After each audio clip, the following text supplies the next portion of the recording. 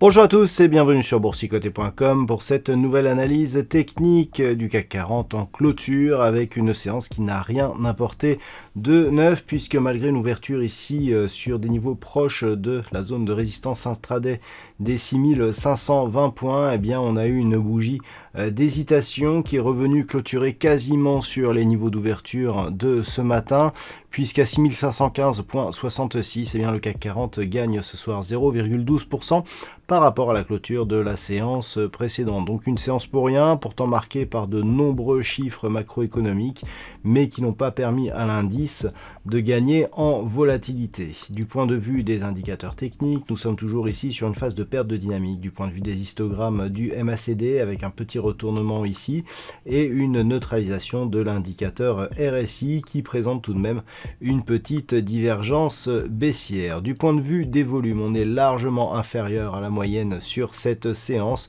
donc séance hésitante, peu de conviction. Malgré tout, on reste ici sur des niveaux proches de cette zone de résistance des 6520 points. Donc, eh bien, nous avons une séance pour rien. Alors, on a eu pourtant les NFP, on a eu des interventions, mais rien n'y a fait, peu de volatilité. On reste donc sur cette pression haussière, toujours ici dans l'attente de l'atteinte de l'objectif des 6548 points. Avant d'aller plus loin, je vous propose une vue sur le marché en hebdomadaire, comme tous les mercredis, voilà, pour observer ici cette hausse toujours aussi rectiligne, avec nouveau plus haut significatif par rapport à la semaine précédente sur cette semaine. Toujours une phase ici qui se fait avec très peu de consolidation. Il y a bien longtemps que l'on n'a plus eu de contact ici avec la moyenne mobile 20 exponentielle. La dernière fois, c'était au mois de novembre de l'année 2020 et encore c'est au début du mois.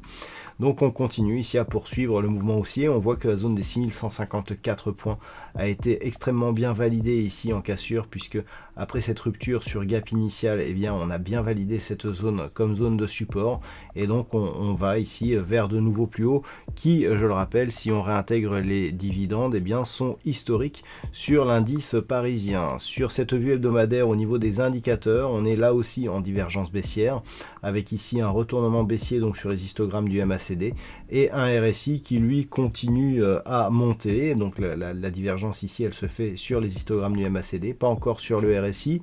Donc on est ici sur une phase de continuité haussière. On a du mal à comprendre un petit peu où s'arrêtera cette dynamique, tant elle est rectiligne, et donc on assiste à une poursuite donc du mouvement sans relief. On a très peu de phases de consolidation, et donc on est carrément ici sur un mouvement tout droit. On a l'impression que les marchés montent tout seuls. Donc du point de vue de la vue moyen terme, donc en hebdomadaire, c'est toujours cette zone des 6154 points qu'il faudra surveiller.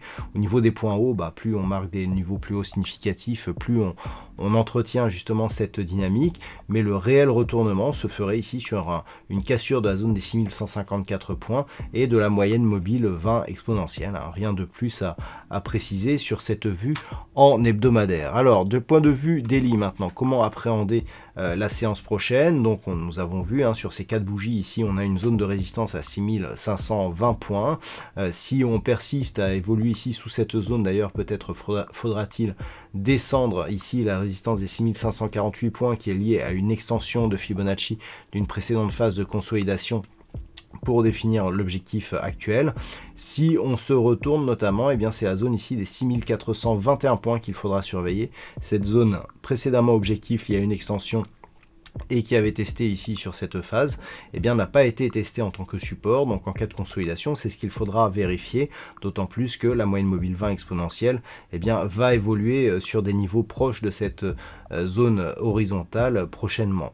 Voilà donc ce que l'on peut dire. Donc pour la semaine prochaine, on observera soit une poursuite ici en direction des 6548 points, sans dans le cas d'une consolidation, eh bien ce que feront les cours sur la zone des 6421 points, mais un petit peu comme sur la vue hebdomadaire, eh bien la tendance reste haussière sur l'indice parisien. Voilà donc ce que l'on peut dire sur cette configuration technique pour ce soir. D'un point de vue statistique, le fait de ne pas avoir eu ici de nouveaux plus hauts significatifs a fait apparaître une conviction baissière qui s'est développée. Hier, je vous parlais d'une conviction baissière pour la semaine prochaine avec un pic en milieu de semaine. On a légèrement déplacé ce pic, mais on a gagné en conviction, puisque selon les statistiques, eh bien, on a une probabilité donc qui est baissière à 51% pour lundi, donc autant dire que c'est une chance sur deux, il n'y a pas de conviction réelle.